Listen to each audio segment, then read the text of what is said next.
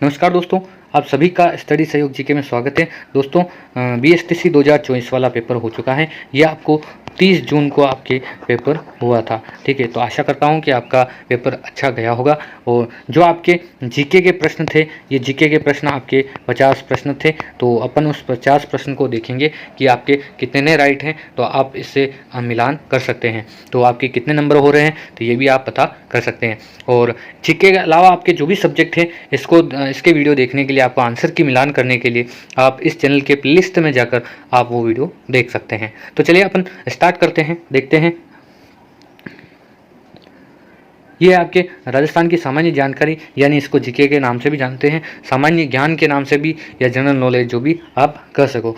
फिर आता है, इसमें आता है पृथ्वीराज रासो किसके द्वारा लिखा गया था, तो ये आपके बी आंसर होगा, चंद्रबरदाई के द्वारा लिखा गया था। अगला प्रश्न है, स्वतंत्रता आंदोलन के राजस्थान के शहीदों के संदर्भ में निम्न से कौन सम्मिलित नहीं है, तो आपके बी आंसर होगा, यानी नानक जी बिलो डूंगरपुर। ठीक है, तो ये आपके सम्मिलित नहीं है। संप सभा की स्थापना निम्नलिखित में किसके द्वारा की गई थी, तो संप सभा की स्थापना डी आंसर होगा आपके इसमें गोविंद गुरु ने की थी।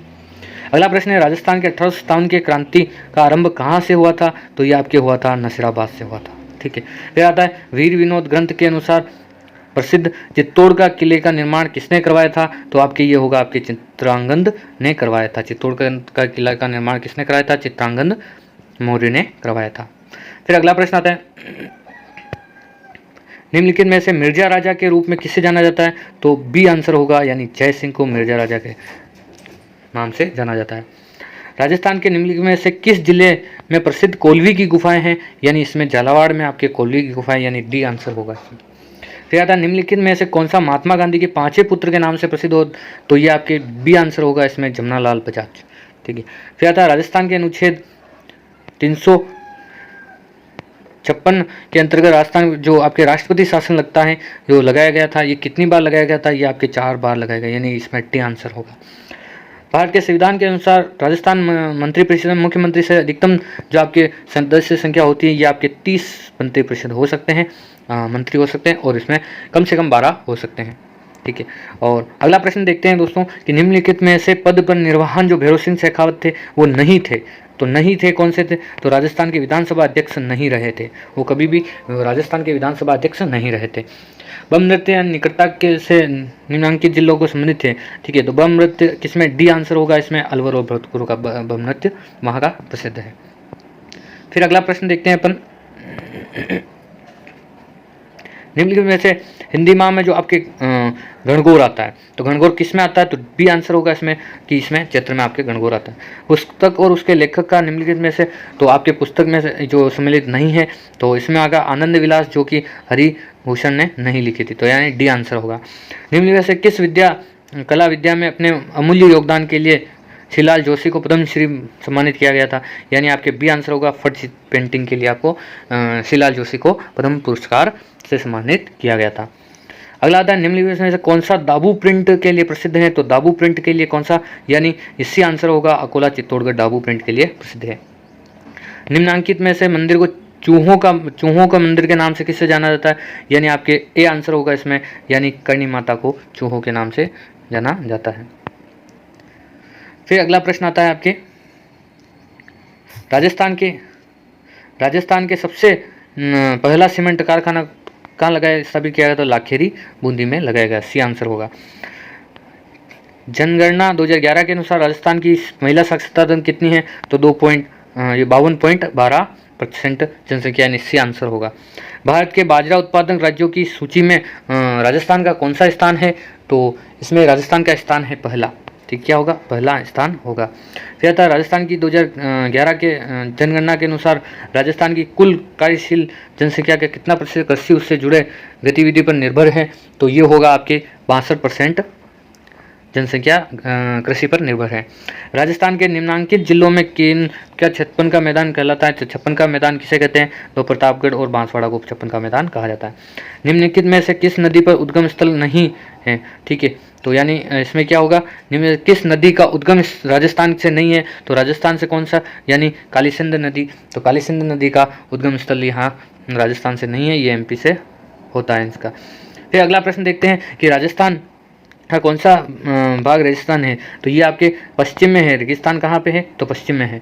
अगला प्रश्न, राजस्थान के कटिबंधीय वन कहाँ पाए जाते हैं? तो उष्ण कटिबंधीय वन कहाँ पाए जाते हैं? तो इसमें है आपके जोधपुर और जैसलमेर। ये यहाँ पे आपके उष्ण कटिबंधीय वन पाए जाते हैं। फिर अगला प्रश्न देखते हैं अपन कि राजस्थान के निम्नलिखित नृत्य जातीय समूह में कौन सा मुख्यतः चरी नृत्य किया जाता है? तो चरी नृत्य आपके कहाँ पे किया जाता है? तो ये होगा आपके गुर्जर जाति चरी नृत्य करती है।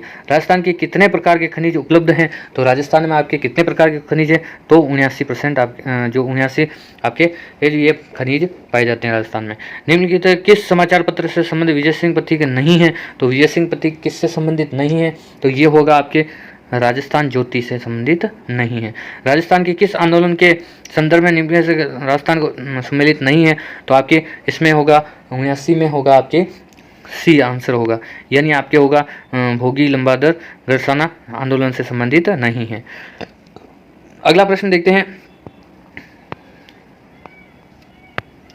निम्नलिखित में से किस स्थान से 1885 में अंग्रेजी साप्ताहिक पत्र यानी राजस्थान आइटम्स प्रकाशित होना शुरू हुआ था?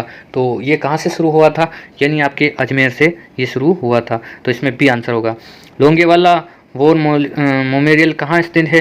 तो इसमें 81 में होगा आपके सी आंसर होगा, यानी जैसलमेर से आपके स्टार्ट हुआ था।